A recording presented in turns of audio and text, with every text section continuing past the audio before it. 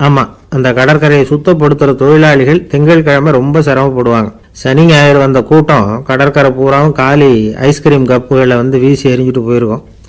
ஆயிரக்கணக்கான கப்புகள் அங்கே பரவலாக கிடக்கும். அதையெல்லாம் பொறுக்கி எடுத்து சுத்தம் பண்ணி ஆகணும். இதனால் திங்கட்கிழமை வேலைக்கு வர்றதுக்கு எல்லோரும் பயப்படுவாங்க. அப்படி ஒரு நிலைமை. பல பேர் அன்னைக்கு லீவ் எடுத்துகிட்டு போய்டுறது வழக்கம். நமக்கு எதுக்கு இன்றைக்கி தொந்தரவுன்னு. இது ஒரு பெரிய பிரச்சனையாக இருந்தது. இதுக்கு என்ன பண்ணலாம் அப்படின்னு யோசனை பண்ணாங்க. ஒரு ஆலோசனை கூட்டத்துக்கு ஏற்பாடு பண்ணாங்களாம். அந்த நகர நிர்வாக அலுவலர்கள், பணியாளர்கள் எல்லாரும் அதில் கலந்துக்கிட்டாங்க. கூட்டம் ஆரம்பமாச்சு. ஆரம்பத்தில் சொன்னாங்க, இந்த பிரச்சனைக்கு ஒரு தீர்வு வேணும், என்ன பண்ணலாம், அதை முடிவு செய்கிறதுக்கு தான் இந்த கூட்டம். இதில் நீங்கள் செய்ய வேண்டியது என்னென்னா, உங்களுக்கு தோன்றுகிற யோசனை எதுவாக இருந்தாலும் சொல்லுங்கள். கொஞ்சம் கூட தயக்கம் வேண்டாம். நாம் சொல்கிற யோசனை ஈடுபடுமா படாதா அப்படின்லாம் யோசிக்க வேணாம். எல்லாருடைய யோசனைகளையும் அப்படியே பதிவு செய்துக்கிறோம். கடைசியாக அதிலேருந்து ஒரு சிறந்த யோசனையை தேர்வு பண்ணி அதை பயன்படுத்தலாம். இந்த சந்தர்ப்பத்தில் இன்னொரு முக்கியமான வேண்டுகோள், எவ்வளவு சாதாரணமான யோசனையாக இருந்தாலும் சரி, அது சொல்லும்போது அடுத்தவங்க ஏளனம் செய்யக்கூடாது.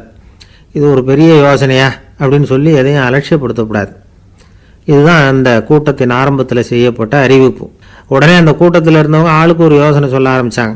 ஒருத்தர் எழுந்திரிச்சார், இங்கே வர்ற சுற்றுலா பயணிகள்கிட்ட ஆளுக்கு $10 ஒரு டெபாசிட் மாதிரி வைப்பு பணமாக வாங்கிக்கணும்.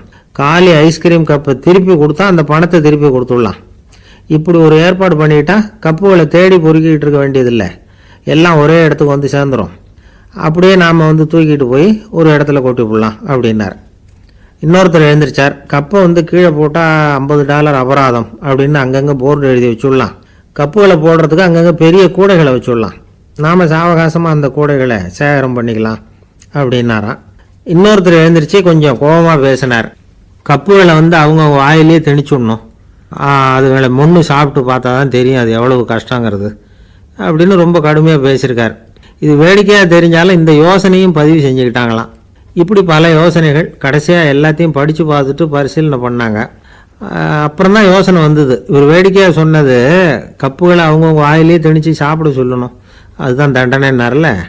ஏன் அப்படி சாப்பிட்றது மாதிரியே கப்புகளை தயார் பண்ண என்ன அப்படின்னு சிந்திக்க ஆரம்பித்தாங்களாம். ஆகா, அதுதான் சரின்னு ஒரு முடிவுக்கு வந்தாங்க. அதிலேருந்து உருவானது தான் இந்த வேஃபர் கப்ஸ். ஐஸ்கிரீமை சாப்பிட்டு முடித்ததும் கப்பையும் சாப்பிட்டுடலாம். கோன் ஐஸ்கிரீம் சாப்பிட்றோம்ல, அதுதான். அமெரிக்காவில் மியாமி கடற்கரையில் ரொம்ப காலமாக இருந்துகிட்டு வந்த குப்பை பிரச்சனைக்கு இப்படி தான் ஒரு தீர்வு வந்து தான். இதிலேருந்து நாம் புரிஞ்சிக்க வேண்டியது என்னென்னா, நாம் அன்றாட எத்தனையோ பிரச்சனைகளை சந்திக்கிறோம், அதுக்கெல்லாம் தீர்வு உண்டு. அது எங்கே ஒளிஞ்சிருக்குன்னு கண்டுபிடிக்கணும். அந்த அந்த யோசனையையும் நல்லா தீவிரமாக யோசிக்கணும். யார் என்ன யோசனை சொன்னாலும் அதை அலட்சியப்படுத்தக்கூடாது, அக்கறையோடு கவனிக்கணும், அதை யோசித்து பார்க்கணும். ஒரு அம்மா தன்னோட வீட்டுக்காரரை ஒரு மனநல மருத்துவர்கிட்ட அழைச்சிட்டு வந்தாங்களாம். டாக்டர், இவருக்கு கோன் ஐஸ்கிரீம் பிடிக்கல, பேப்பர் கப்பில் இருக்கிற ஐஸ்கிரீம் தான் வேணும்னு அடம் பிடிக்கிறார் அப்படின்னாங்களாம். அது ஒன்றும் தப்பு இல்லையேன்னாராம் டாக்டர். இதுக்கு அந்த அம்மா சொன்னாங்களாம், இவர் கப்பு ஐஸ்கிரீம் வாங்குறதுல தப்பு இல்லை டாக்டர், பிரச்சனை அது இல்லை. அப்புறம் வேறு என்னன்னு கேட்டிருக்காரு. வாங்கினதும் ஐஸ்கிரீமை கீழே கொட்டிவிட்டு அந்த பேப்பர் கப்பை மட்டும் விரும்பி சாப்பிட்றார், அதனால தான் உங்ககிட்ட அழைச்சிட்டு வந்தேன் அப்படின்னாங்களாம். துஷ்டரை கண்டால் தூர விலகு, இப்படி ஒரு பழமொழி உண்டு.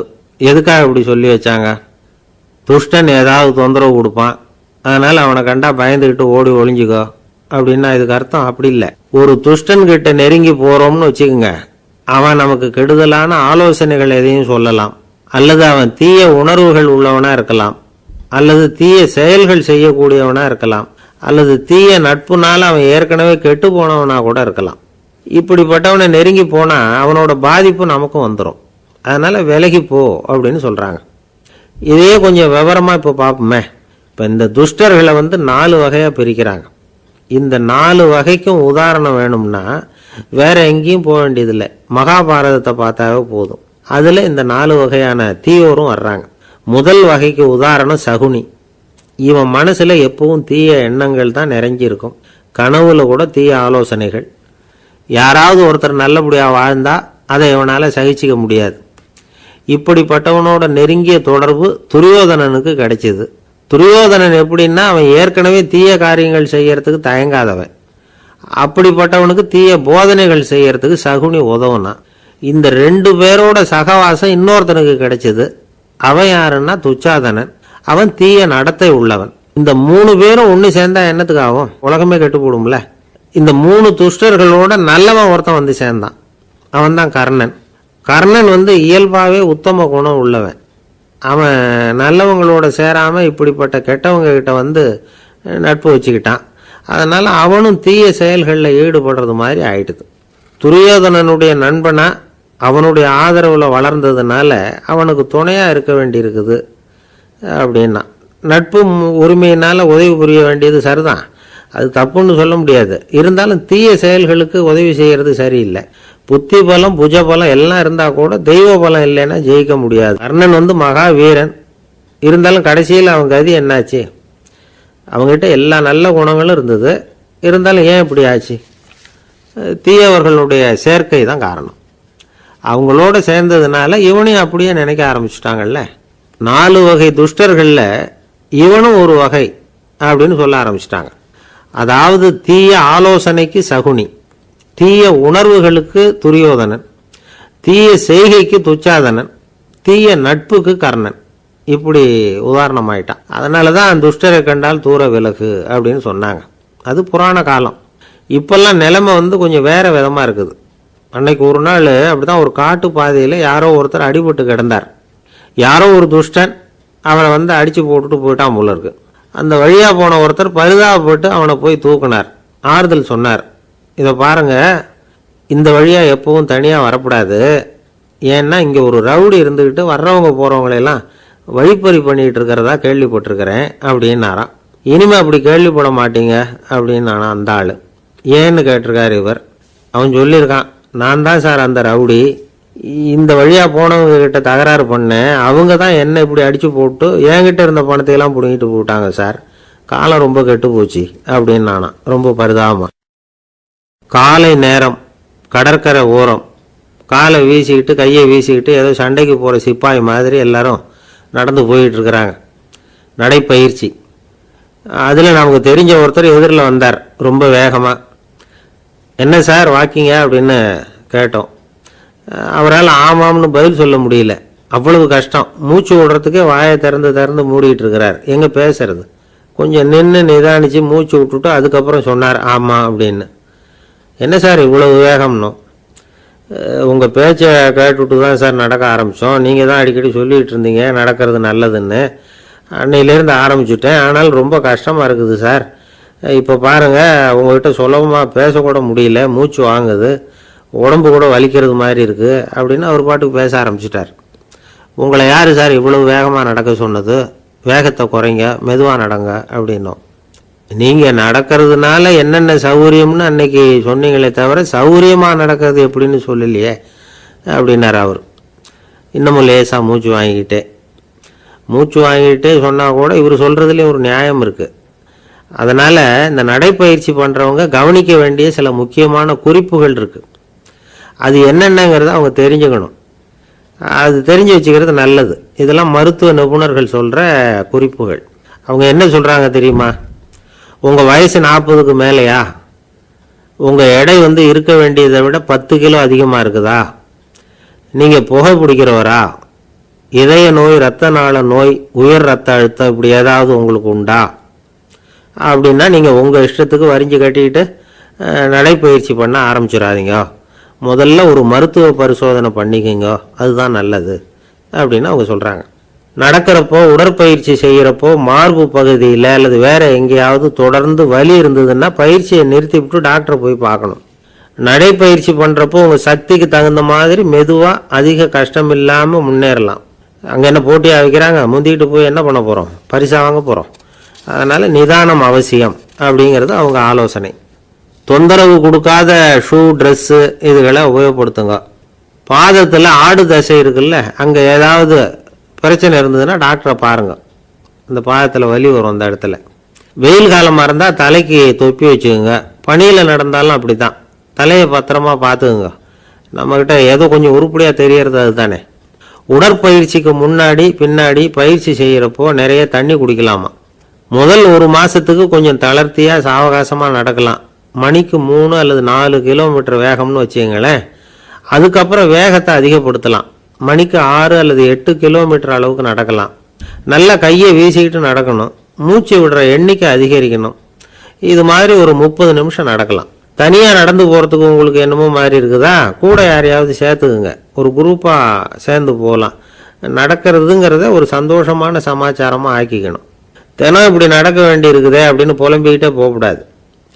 சில பேர் நடக்கிறப்போ கடந்த காலத்தை அசை போட்டுக்கிட்டே போவாங்க, சில பேர் வருங்காலத்தை அசை போட்டுக்கிட்டே போவாங்க, சில பேர் முக்கியமான திட்டம்லாம் இப்படி நடக்கிறப்ப தான் தீர்மானம் பண்ணுவாங்க.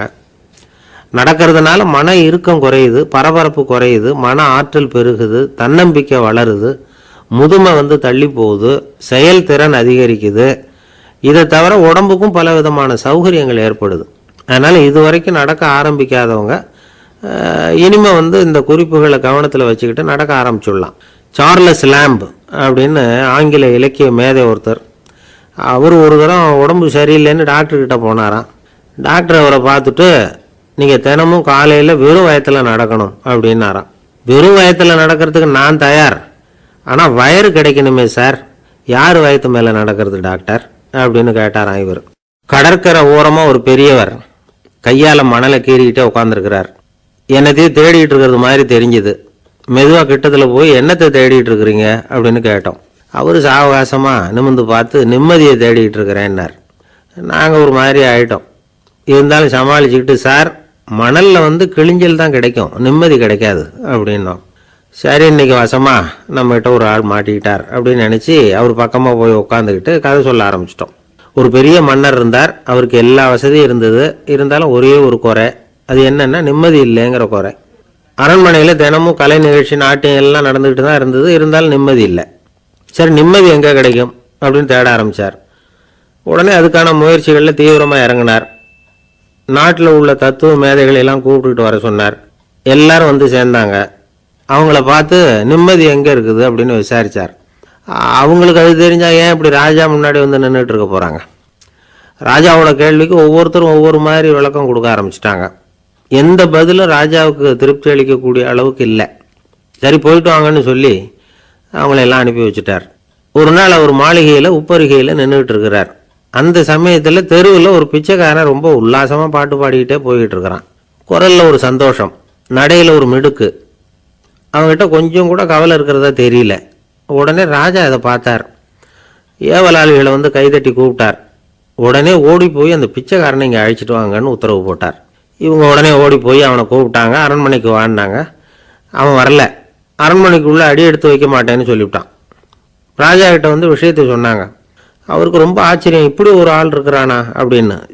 சரி, அவன் என்ன தான் சொல்கிறான் அப்படின்னு விசாரித்தார். இவங்க மறுபடியும் தெருவுக்கு போய் கேட்டாங்க. என்னை பார்க்கணும்னா ராஜா விருப்பப்பட்டார்னா அவரை வேணும்னா இங்கே வர சொல்லுங்க அப்படின்னு சொல்லிவிட்டான். அதை ராஜா கிட்ட சொன்னாங்க. அவருக்கு கோபம் வரல. இவ்வளவு சுதந்திர உணர்வோடு இருக்கிறவன் சாதாரண ஆளாக இருக்க முடியாது அப்படின்னு நினைச்சார். உடனே கிடுகிடுன்னு இறங்கி தெருவுக்கு வந்தார். பிச்சைக்காரங்கிட்ட போனார். நீ கவலைப்படாமல் சந்தோஷமாக பாடிக்கிட்டு போறியே, அது எப்படி முடியுது உன்னால் அப்படின்னு கேட்டார். ஏன் அப்படி கேட்குறீங்கன்னு அவன், அதுக்கு இல்லை, எனக்கு அரண்மனையில் எவ்வளவோ சுகபோகங்கள்லாம் இருக்குது, இருந்தாலும் நிம்மதி இல்லை. இது ஏன்னு எனக்கு தெரியல. இந்த தேசத்தில் உள்ள அறிஞர்களை எல்லாம் கூப்பிட்டு கேட்டு பார்த்துட்டேன், அவங்களுக்கும் தெரியல. உன்னை கேட்டால் தெரியும்னு நினச்சேன், அதனால தான் சந்திக்கிறதுக்கு ஆசைப்பட்டேன், ஆனால் நீ வரமாட்டேன்னு விட்டியே அப்படின்னார். பிச்சைக்காரன் கடகடன்னு சிரிக்க ஆரம்பிச்சிட்டான். மகிழ்ச்சிக்கும் உங்களுக்கும் தடையாக இருக்கிறது இந்த மாளிகை தான்.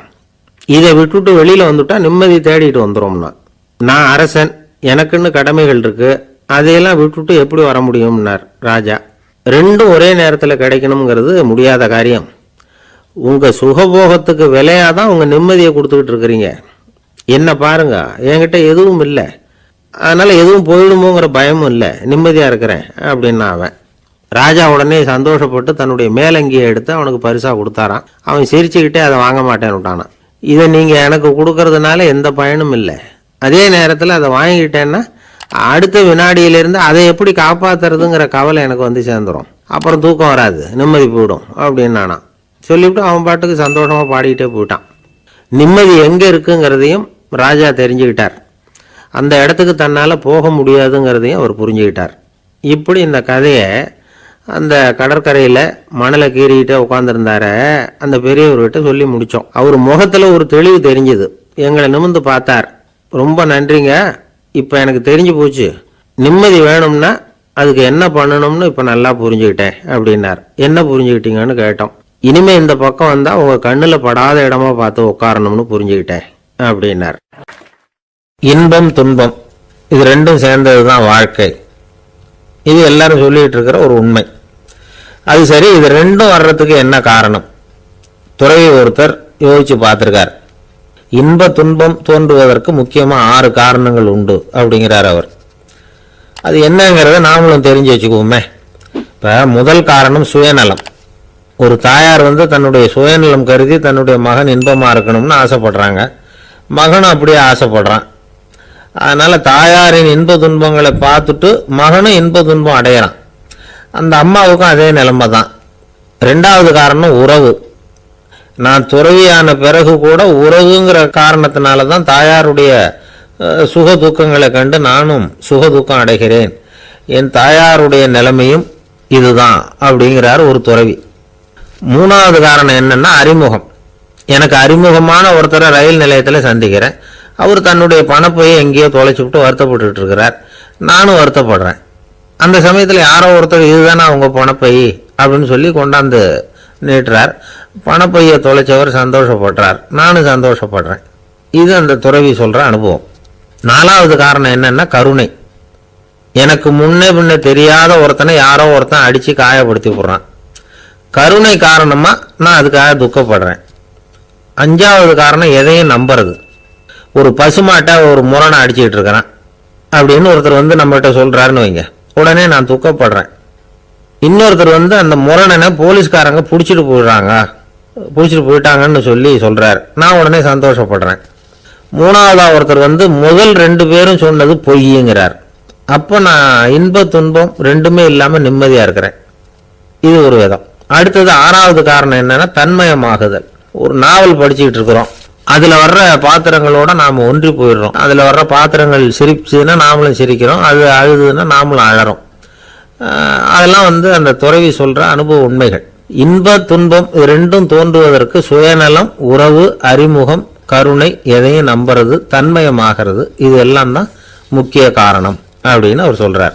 ஆக கூடி ஒட்டு மொத்தமா யோசனை பண்ணி பார்த்தா பிற பொருள்கள் மீது பற்றுதல் காரணமா தான் நாம இன்ப துன்பம் அடையிறோம் அப்படிங்கிறத புரிஞ்சுக்க முடியுது. மனுஷன் இன்ப துன்பம் அடையறதுக்கு 7வது காரணம் கூட ஒன்று உண்டு அப்படின்னு சொல்லிட்டே வந்தார் ஒருத்தர். அது என்ன அப்படின்னு கேட்டோம். அதுதான் சார் இந்த நீங்க சொல்லிட்டு வர்ற இன்று ஒரு தகவல்னார். எப்படி சொல்றீங்கன்னு கேட்டோம். இன்று ஒரு தகவல் கேட்க ஆரம்பிக்கிறப்போ மனசுல இன்பம், ஆரம்பிச்ச உடனே இது ஏற்கனவே கேட்ட சமாச்சாரமாச்சே அப்படின்னு நினைக்கிறப்போ துன்பம் அப்படின்னு அதுக்கு ஒரு விளக்கம் கொடுத்தார் அவர். ஒரு ஊர்ல ஒரு மன்னர் இருந்தார். புத்தி கூர்மை உள்ள ஒரு மன்னர். பொதுவாக மன்னர்களுக்கு சந்தேகம் வந்தால் சபையில் உள்ள சான்றோர்கள்கிட்ட கேட்டு தெரிஞ்சுக்கிறது தானே வழக்கம். ஆனால் இங்கே அப்படி இல்லை. மற்றவங்களுக்கு சந்தேகம் வந்தால் மன்னர்கிட்ட கேட்டு தெரிஞ்சுக்குவாங்க. அது மாதிரி கேட்டு தெரிஞ்சுக்கிறதுக்காக ஒரு பெரியவர் ஒரு நாள் வந்தார். அவர் கையில் 3 பொம்மைகள் வச்சுருந்தார். 3 ஒரே மாதிரி பொம்மைகள், கொஞ்சம் கூட வித்தியாசம் தெரியல. ஏது இந்த பொம்மைன்னு கேட்டார் மன்னர். எனக்கு வேண்டியப்பட்ட ஒருத்தங்கிட்ட இருந்து இதை வாங்கிட்டு வந்திருக்கிறேன். நான் தான் அவன்கிட்ட இந்த பொம்மையை செஞ்சு கொடுக்க முடியா கேட்டுக்கிட்டேன். அவன் ரொம்ப புத்திசாலி, அவன் தான் இதை செஞ்சு கொடுத்தான். ஆனால் அதில் ஒரு சிக்கல் அப்படின்னார்.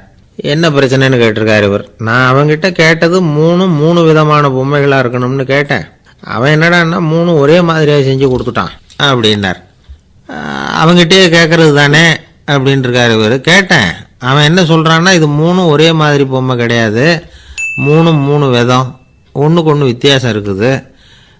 இந்த 3 பொம்மையும் 3 விதமான நண்பர்களுக்கு உதாரணங்கள் அப்படின்னு சொல்கிறான். எனக்கு ஒன்றும் புரியல, அதுதான் உங்ககிட்ட வந்தேன் அப்படின்னார்.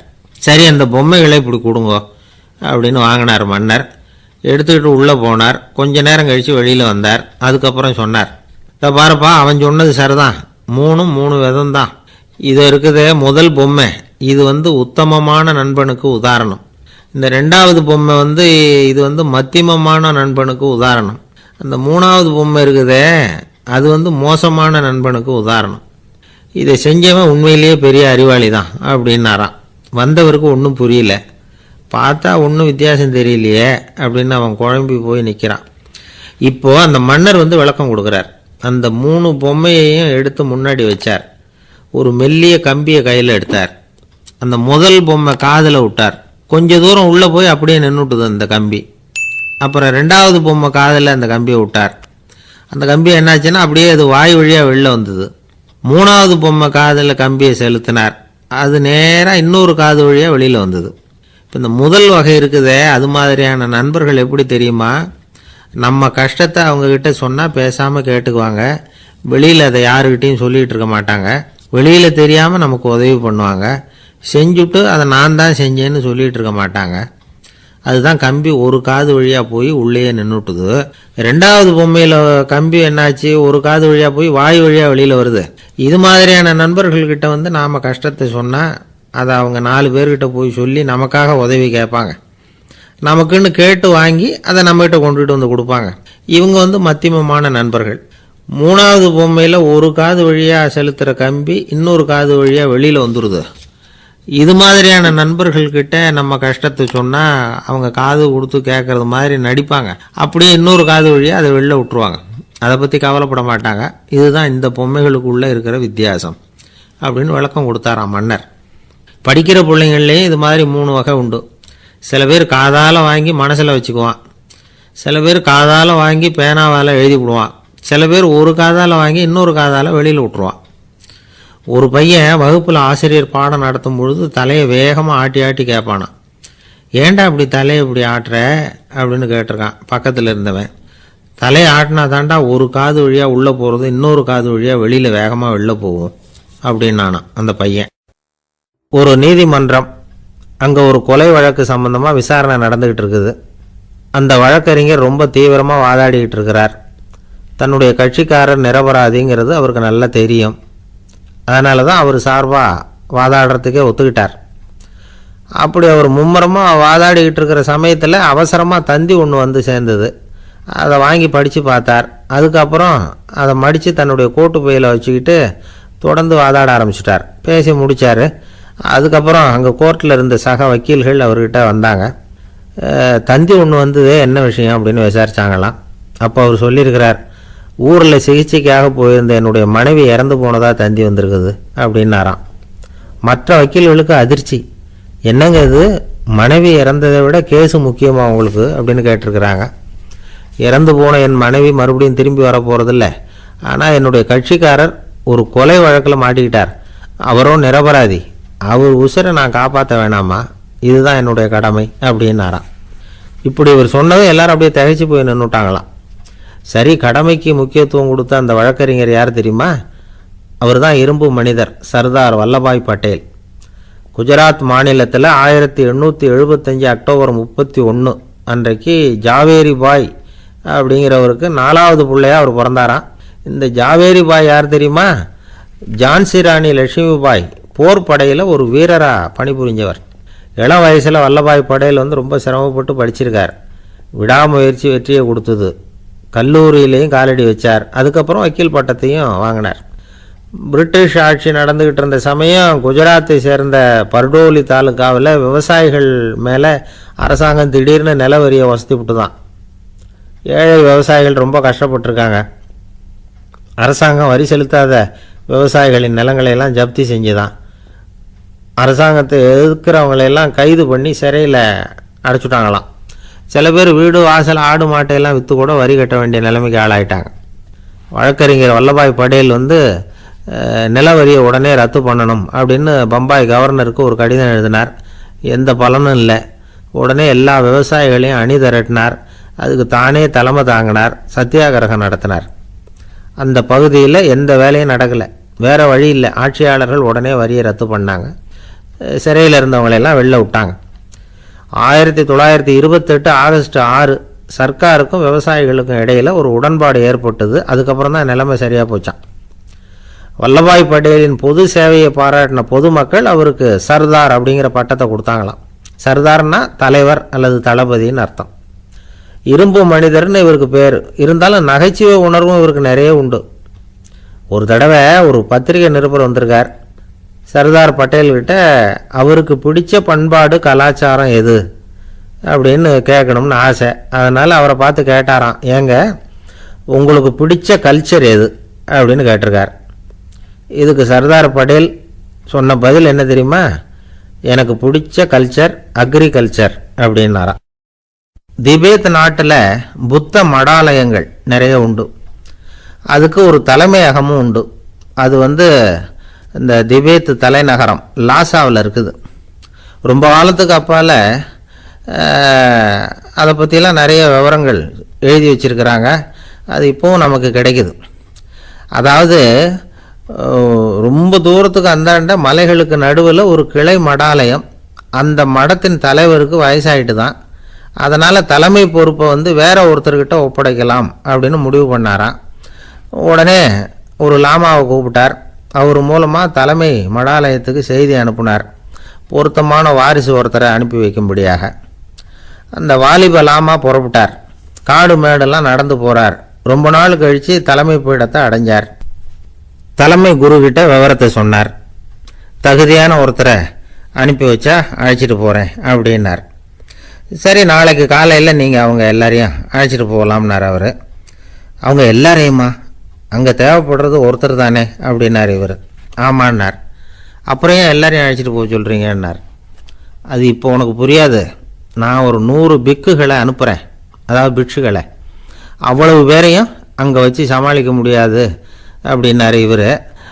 இருந்தாலும் இப்போ அந்த தலைமை குரு என்ன சொன்னார்னா, அதை பற்றி கவலைப்படாத, நான் 100 பேரை அனுப்புகிறேன். அதில் 99 பேர் வழியிலேயே காணாமல் போடுவாங்க, ஒருத்தன் மட்டும்தான் வருவான். அவனும் அங்கே சேர்ந்துட்டானா நீ ரொம்ப கொடுத்து வச்சவன் அப்படின்னார். இவருக்கு ஒன்றும் புரியல. இருந்தாலும் மறுநாள் அந்த வாலிப லாமா 100 பேரை அழைச்சிக்கிட்டு புறப்பட்டார்.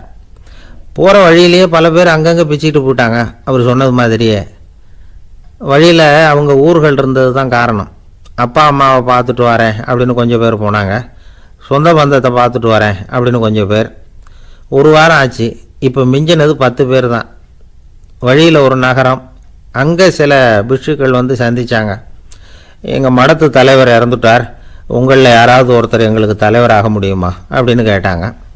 10 பேரும் தயார். அதில் ஒருத்தரை அழைச்சிக்கிட்டு அவங்க போயிட்டாங்க. இன்னொரு ஊரில் சில பேர் வந்தாங்க, வழி மறிச்சாங்க. நில்லுங்க, எங்கள் மன்னர் மகளுக்கு திருமணம், அதை நடத்தி வைக்க 3 லாமாக்கள் தேவை அப்படின்னாங்க. இப்படி கொஞ்சம் கொஞ்சமாக எல்லோரும் காலி. கடைசியில் 2 பேரும் மிஞ்சினாங்க. அங்கே ஒரு இளம்பெண் எதிரில் வந்தா. எங்கள் அப்பா வேட்டைக்கு போயிருக்கிறாரு, இன்னும் திரும்பி வரல. வீட்டில் வேறு யாரும் இல்லை, தனியாக இருக்க பயமாக இருக்குது, யாராவது ஒருத்தர் எனக்கு துணையாக இருக்கணும் அப்படின்னு கேட்டுக்கிட்டா. எங்கள் 2 பேரில் நீயே ஒருத்தரை தேர்ந்தெடுத்துக்கோ, இல்லைன்னா எங்களுக்குள்ளே சண்டை வந்துடும் அப்படின்னாங்க. இப்போ மிஞ்சினவர் ஒருத்தர். அவருக்கும் ஒரு சோதனை வந்தது. ஒரு தர்க்கவாதி எதிரில் வந்தான். உன்னோட வாதம் பண்ணணும்னா. இவனோட வாதம் பண்ணுறேன், அது முடிய ரொம்ப காலம் ஆகலாம். தர்க்கத்தில் நான் ஜெயிச்சா அங்கே வரேன், இல்லைன்னா இவருடைய சீடனை ஆகிடுவேன் அப்படின்னார் அவர். கடைசியாக அழைக்க வந்த வாலிப லாமா மட்டும் வெறும் கையோடு திரும்பி போனார். அங்கே இருந்த வயசான மடாதிபதி கேட்டார், எத்தனை பேர் அங்கேருந்து புறப்பட்டீங்கன்னார். என்னையும் சேர்த்து 101ன்னார் அவர். நல்லது, நீயாவது திரும்பி வந்திய, அதுதான் எனக்கு போதும். ஏன்னா நீ தான் எனக்கு உண்மையான வாரிசு. அந்த 100 பேரில் யாரும் வரமாட்டாங்க அப்படின்னார் அவர். ஏன்னா அவருக்கு தெரியும் இவர் ஒருத்தர் தான் திரும்பி வருவாருங்கிறது.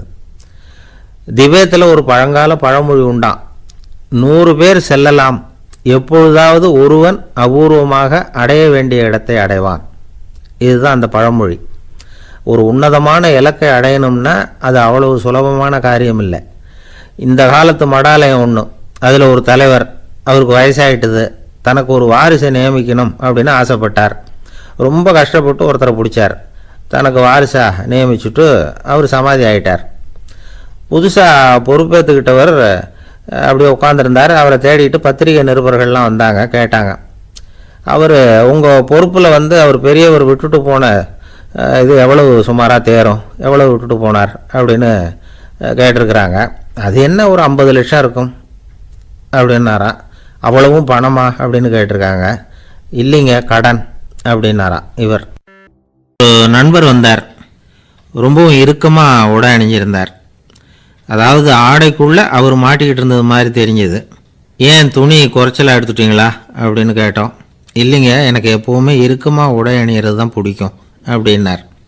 ஒருத்தர் எப்படி உடை அணிகிறார் அப்படிங்கிறத வச்சு அந்த ஆள் எப்படிப்பட்டவர் அப்படிங்கிறத கண்டுபிடிச்சிடலாம். உடை அணிகிற விதம் ஒருத்தருடைய மனநிலையை வெளிப்படுத்துதான். இப்போ இறுக்கமான உடை அணிகிறவங்க பொதுவாக மன நிம்மதி இல்லாதவங்களாக இருப்பாங்களாம், கோபக்காரங்களாக இருப்பாங்களாம். ரொம்ப தொலைதொலைப்பாக ஆடை அணிகிறவங்க இருக்கிறாங்கல்ல, அவங்கெல்லாம் அமைதியான ஆளாக இருப்பாங்களாம், சாந்தமாக இருப்பாங்களாம். இவங்கெல்லாம் போராடுறதுக்கு சரியாக வரமாட்டாங்களாம். இப்படி ஒரு கணிப்பு இருக்குது. அதனால தான் போர் வீரர்களுக்கெல்லாம் இறுக்கமான உடையை தான் கொடுக்கறது வழக்கம். ஆனால் சன்னியாசிகளை பாருங்கள், அவங்களுக்கெல்லாம் ரொம்ப தொலை உடைகள் தான். அவங்கெல்லாம் வந்து டைட் பேண்ட் போட்டுக்கிட்டு நிற்க மாட்டாங்க சன்னியாசிகள்லாம்.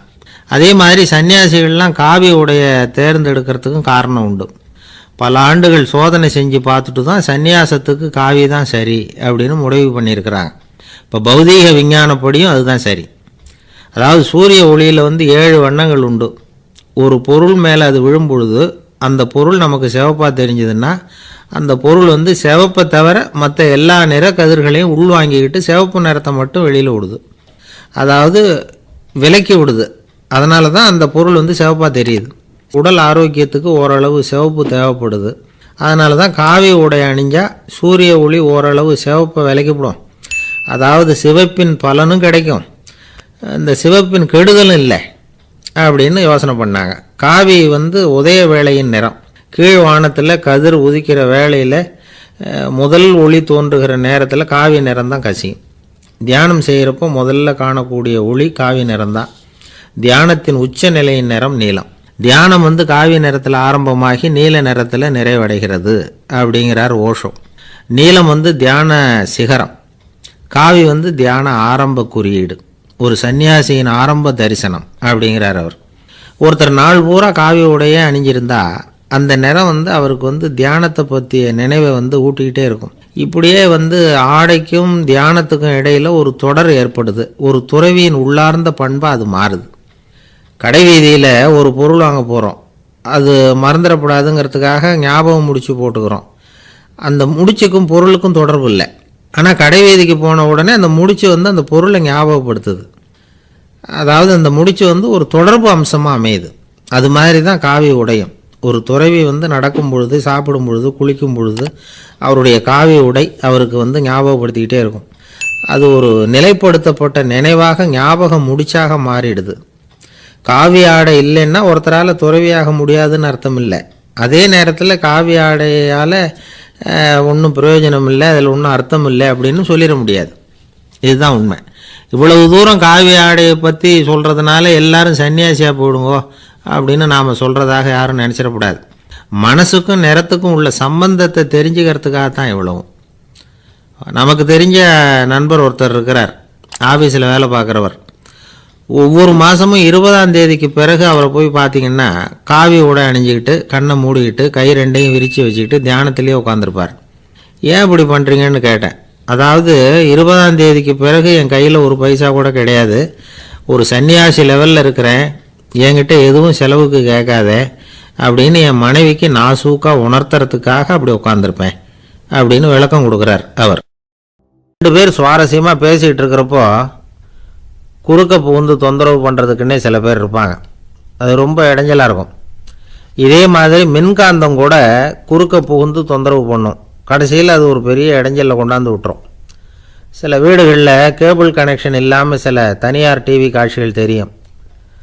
அதுக்கு என்ன காரணம்னா இந்த மின்காந்த குறுக்கீடு தான் காரணம். இதைத்தான் சுருக்கமாக EMI அப்படின்னு சொல்கிறாங்க. அதாவது எலக்ட்ரோ மேக்னெட்டிக் இன்டர்ஃபியரன்ஸ். இது ஏற்படக்கூடிய இடங்கள் எது எதுன்னு எடுத்துக்கிட்டால் அது ஒரு பெரிய பட்டியலாகவே போயிடும். இந்த EMI தொந்தரவு வந்து கேபிள் டிவியில் மட்டும்தான் இல்லை, ராக்கெட் ஏவுதளத்தில் உள்ள ரேடார்கள், அங்கே உள்ள சில சக்தி வாய்ந்த தொலைத்தொடர்பு சாதனங்கள், விமான தளங்களில் உள்ள ரேடார்கள், கப்பல் தளங்களில் பொருத்தப்பட்டிருக்கக்கூடிய சக்தி வாய்ந்த ஆண்டனாக்கள், இப்படி நிறைய சொல்லலாம். காவல் நிலையங்களில் பயன்படுத்தப்படுகிற வயர்லெஸ் தொடர்பு சாதனங்கள் கூட ஓரளவுக்கு இந்த மின்காந்த அலைகளை வந்து வெளியிடும். நம்ம வீட்டில் உட்காந்துக்கிட்டு ரேடியோ கேட்டுக்கிட்டு இருப்போம் அல்லது டிவி பார்த்துக்கிட்டு இருப்போம். அந்த சமயத்தில் பக்கத்து தெருவில் ஒரு மோட்டார் சைக்கிள் அல்லது காரு, குறிப்பாக பெட்ரோல் இன்ஜின், அது போகிறப்போ அதில் உள்ள மின்காந்த மின்கலத்தில் வந்து அதாவது மேக்னட்டோ பேட்டரியிலிருந்து வெளிப்படுகிற மின்காந்த அலை இங்கே வந்து டிவியிலையும் ரேடியோவிலையும் கரகரப்பை உண்டு பண்ணும். சரி, இது வந்து பெருசாக என்ன இடைஞ்சலை உண்டு பண்ணிட போகுது அப்படின்னு நாம் அலட்சியமாக நினைக்கலாம். வயசானவங்களுக்கு மறதி நோயின்னு ஒன்று வரும்ல, அல்ஷமீர், அதாவது மூளையில் உள்ள செல்கள் வந்து செயலிழந்து போயிடுறது. அது செய்ய வேண்டிய வேலையை மறந்துடும். மனைவியே எதிரில் வந்து நின்னா கூட உன்னை எங்கேயோ பார்த்தது மாதிரி தெரியுதே அப்படின்னு சொல்லிட்டு இருப்பாங்க. அப்படி ஒரு மறதி. இந்த விசித்திரமான நோய்க்கு இதுவரைக்கும் மருந்தே இல்லைன்னு வேற சொல்கிறாங்க. இந்த மைக்ரோ ஓவன் அப்படின்னு சொல்லக்கூடிய சமையல் அடுப்புகள் கூட மின்காந்த அலைகளை வந்து வெளியிடுது. சமயத்தில் சில தொழிற்சாலைகளில் கூட பெரிய விபத்துக்களை இந்த இஎம்ஐ உண்டு பண்ணிவிடும். இதை பற்றி தீவிரமாக சிந்திக்க ஆரம்பித்ததே ஒரு விபத்துக்கு பிறகு தான். அமெரிக்காவுக்கும் வியட்நாமுக்கும் இடையில் போர் நடந்ததே, அந்த சமயம் அமெரிக்காவுக்கு சொந்தமான விமானம் தாங்கி கப்பல் ஒன்று வியட்நாமை தாக்கிறதுக்கு தயாராக ஏவுகணைகளோட கடலில் நிறுத்தி வைக்கப்பட்டிருந்தது. தற்செயலாக அந்த பகுதியில் கப்பல் தொலைத்தொடர்பு பகுதிக்கு அருகில் ஊடுருவிய இந்த சக்தி வாய்ந்த ரேடியோ அலைகள் ஏவுகணையில் இருந்த மின்னணு சர்க்கியூட்டை பூர்த்தி செஞ்சு வச்சுட்டுது. அவ்வளவுதான், ஏவுகணை அங்கேயே வெடித்து செதறி போச்சு. 130 பேர் அந்த இடத்துலேயே உடல் கருகி செத்து போட்டாங்க. ஏகப்பட்ட பொருள்கள் நாசம். இந்த விபத்துக்கான காரணம் என்னங்கிறத உடனடியாக யாராலையும் கண்டுபிடிக்க முடியல. ரொம்பவும் கடுமையாக முயற்சி பண்ணி கடைசியாக கண்டுபிடிச்சாங்க, இது வந்து இந்த இஎம்ஐ வேலை தான் அப்படின்னு. மின்னணு தொலைபேசிகள் இருக்கு, இதில் பேசும்பொழுது நம்ம காதை வந்து அதாவது செவியை வந்து ஊடுருவக்கூடிய மின்காந்த அலையானது மூளைக்கு போய் அங்கே மூளை கட்டிகளை உருவாக்க ஊக்கம் கொடுக்குது அப்படின்னு வேற கண்டுபிடிச்சிருக்கிறாங்க. இந்த இஎம்ஐ ரொம்ப குறைஞ்ச மின்காந்த அழுத்தத்தில் நமக்கு எந்த பாதிப்பையும் ஏற்படுத்துறதில்லை. மின்காந்த அலைகள் அழுத்தத்தோடு இருக்கிற இடங்களில் ரொம்ப நேரம் இருந்தோம்னா நம்ம உடம்பின் வெப்பநிலை 2 டிகிரி செல்சியஸ் வரைக்கும் அதிகரிக்குதான். அதனால் வெப்பநிலையை வந்து சீராக்கிறதுக்கு இதய துடிப்பும் வந்து அதிகரிக்குது. இப்படிலாம் கண்டுபிடிச்சிருக்கிறாங்க. இப்போல்லாம் இந்த மின்காந்த குறுக்கீடுகளை தடுக்கிறது எப்படி அப்படின்னு விஞ்ஞானிகள் யோசனை செய்ய ஆரம்பிச்சிருக்கிறாங்க. இந்த விஷயத்தில் அலட்சியமாக இருந்தோம்னா எதிர்காலத்தில் நிறைய பேருக்கு இந்த ஞாபக மறதி நோய் வந்துடும். அப்புறம் அது ரொம்ப கஷ்டமாக போயிடும். ஒரு குடும்ப தலைவர் தன் மனைவியை பார்த்து, யார் நீ, உன்னை எங்கேயோ பார்த்தது மாதிரி இருக்குதே அப்படின்னு சொல்லிக்கிட்டு இருந்தார். உடனடியாக அவரை போய் பார்த்தேன். வாங்க டாக்டர்கிட்ட போகலாம் அப்படின்னு. அவர் என்னை தனியாக அழைச்சிட்டு போய் காதோட காதாக மெதுவாக சொல்கிறார், இதை பார்ப்பா, என் கையில் பணம் இல்லாத போகலாம் அப்படி மறதி நோய் வந்துட்டது மாதிரி நடிச்சுக்கிட்டு இருப்பேன், அவ்வளவுதான், அதை நீ கண்டுக்காத அப்படின்னார். ஒரு ஆளை அடையாளம் கண்டுபிடிக்கணும்னா அதுக்கு சுலபமான வழி என்ன? முகத்தை பார்த்து கண்டுபிடிக்கிறது தான். ஆனால் மனுஷன் தப்பு பண்ண ஆரம்பிக்கும் பொழுது அவனை கண்டுபிடிக்கிறதுக்கு வேறு வழிகளை தான் கையாள வேண்டியிருக்கு. கைரேகை அதுக்கு ரொம்ப உபயோகப்படுது. கைரேகைகள் வந்து ஒருத்தருக்கு இருக்கிறது மாதிரி இன்னொருத்தருக்கு இருக்கிறது இல்லை. பல் வரிசையும் அப்படி தான். ஏமாத்துறவங்க அதிகமாக போனால் இருக்கிறவங்க எச்சரிக்கையாக இருக்க வேண்டியிருக்குது. பயோமெட்ரிக்ஸ் அப்படிங்கிறது ஒரு பெரிய தொழில்நுட்பம். இதை உபயோகப்படுத்தி சில பாதுகாப்பு உத்திகளை எல்லாம் உருவாக்கி இருக்கிறாங்க அமெரிக்காவில். வீட்டுக்கு சொந்தக்காரர் குரல் கொடுத்தா கதவு திறக்கும், அல்லது அவர் கை வச்சா கதவு திறக்கும். மற்றவங்க யார் என்ன பண்ணாலும் கதவு திறக்காது. இது ஒரு முறை. அவரோட குரல் அல்லது கைரேகை ஒரு எலக்ட்ரானிக் சாதனத்தில் ஏற்கனவே பதிவு பண்ணப்பட்டிருக்கும். இவர் குரல் கொடுக்குறப்போ அல்லது கையை வைக்கிறப்போ அதை ஒப்பிட்டு பார்த்து சரியாக இருந்தால் கதவு திறக்கிறது மாதிரி ஒரு ஏற்பாடு. இதே மாதிரி ஒருத்தரோட விழித்திரையில் உள்ள இரத்த குழாய் அமைப்பு பாருங்க, அது கூட ஒருத்தருக்கு இருக்கிறது மாதிரி இன்னொருத்தருக்கு இருக்கிறது இல்லை. அதனால் அதை வச்சு அடையாளம் கண்டுபிடிக்கக்கூடிய சாதனங்களும் இப்போ பழக்கத்துக்கு வந்தாச்சு. கைரேகையை ஒப்பிடுற சாதனத்தை விட விழித்திரை இரத்த குழாய் அமைப்பை அடையாளம் காணுற சாதனம் இருக்கு பாருங்க, இது ரொம்ப நுட்பமானது. இது வந்து நம்ப தகுந்தது. ஒரு ஆளை வந்து அடையாளம் கண்டுபிடிக்கிறதுக்கு இது எடுத்துக்கிற நேரம் வந்து 1 வினாடி தான். ஒரு கருவி இருக்கும், அதில் உள்ள ஒரு சிறு துளையில் கண்ணை வச்சு பார்க்கணும். உடனே இந்த சாதனம் குறைந்த சக்தி உள்ள இந்த அகசிவப்பு ஒளியை பாய்ச்சி அவரது விழித்திரையின் இரத்த குழாயை ஆராய்ச்சி பண்ணி ஏற்கனவே அதோட நினைவு பெட்டகத்தில் பதிவு பண்ணி வச்சிருக்கிறோமே அந்த அமைப்புகளோட இதை ஒப்பிட்டு பார்த்து சரியான ஆள் தானா இல்லையா அப்படின்னு அடையாளம் காட்டிவிடும். குரலை வச்சு அடையாளம் கண்டுபிடிக்கிறதும் இந்த பயோமெட்ரிக்ஸ் முறைகளில் ஒன்று. ஒரு நபரோட குரலில் டிஜிட்டல் குறியீடுகளை மாற்றி பதிவு பண்ணிக்கிட்டு மீண்டும் அதே குரலை வந்து இனம் காணக்கூடிய சாதனங்கள் ஏற்கனவே அமெரிக்காவில எல்லாம் விற்பனைக்கு வந்தாச்சு. ஒரு ஆளுக்கு ஜலதோஷம் பிடிச்சிருந்தா கூட அந்த சாதனம் சரியாகவே கண்டுபிடிச்சிருமா. குரலை மாற்றி பேசுகிறவங்க கூட இந்த கருவியை ஏமாற்ற முடியாது. இதை ஆஸ்பத்திரிகள், வங்கிகளில் உள்ள இரும்பு பெட்டக காப்பறைகள் இங்கெல்லாம் உபயோகப்படுத்தலாம். குழந்தைகள் உள்ள இடங்களுக்கு ரொம்ப உபயோகப்படும். கதவு பூட்டிக்கிட்டுதுன்னு வச்சுக்கோங்க, கதவை திறக்கிறதுக்கு சாவி உபயோகப்படுத்த தெரியாத குழந்தைகள் குரல் எழுப்பியே கதவை திறந்துட முடியும். எதிர்காலத்தில் இந்த பயோமெட்ரிக்ஸ் முறை இன்னும் பல ஆச்சரியங்களை ஏற்படுத்தும் அப்படின்னு எதிர்பார்க்குறாங்க. ஸ்டியரிங்கை வந்து தொட்டதுமே காரு ஸ்டார்ட் ஆகிடும், சாவி வேண்டியதில்லை. காரு சொந்தக்காரரை தொட்டால் தான் ஸ்டார்ட் ஆகும், வேறு யாராவது தொட்டால் ஸ்டார்ட் ஆகாது. ஒரு மனுஷனோட நடை, அவர் டைப்ரைட்டரை தொடுகிற விதம், இதையெல்லாம் வச்சு கூட ஆளை வந்து அடையாளம் காணக்கூடிய தொழில்நுட்பம் வரலாம். என்னதான் தொழில்நுட்பம் வளரட்டும், குடும்பத்துக்குள்ளே நடக்கிற திருட்டுகளை கண்டுபிடிக்கிறது ரொம்ப கஷ்டம். ஒரு வீட்டில் பெட்டியில் இருந்த பணம் காணாமல் போச்சு, வீட்டுக்காரரோ அல்லது பையனோ தான் எடுத்துருக்கணும்.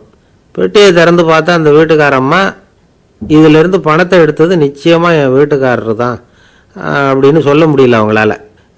யோசிச்சாங்க, என்னம்மா அப்படி யோசிக்கிறீங்களேன்னு கேட்டிருக்காங்க. நிச்சயமாக வந்து இந்த பணத்தை எடுத்தது என் வீட்டுக்காரர் இல்லை அப்படின்னு உறுதியாக சொல்லிவிட்டாங்க அந்த அம்மா. இது கேட்டவங்களுக்கு ரொம்ப ஆச்சரியமாக இருந்தது, அந்த வீட்டுக்காரருக்கு இது ரொம்ப பெருமையாக இருந்தது. அது எப்படி அவ்வளவு கரெக்டாக சொல்கிறீங்க அப்படின்னு கேட்டிருக்கிறாங்க. அப்போ அந்த அம்மா சொல்லிச்சான், பெட்டியில் வந்து இன்னும் கொஞ்சம் பணம் மிச்சம் இருக்குது, இவர் எடுத்திருந்தாருன்னா அப்படி மிச்சம் வச்சிருக்க மாட்டார், அதனால தான் அப்படி சொன்னேன் அப்படின்னாங்களாம்.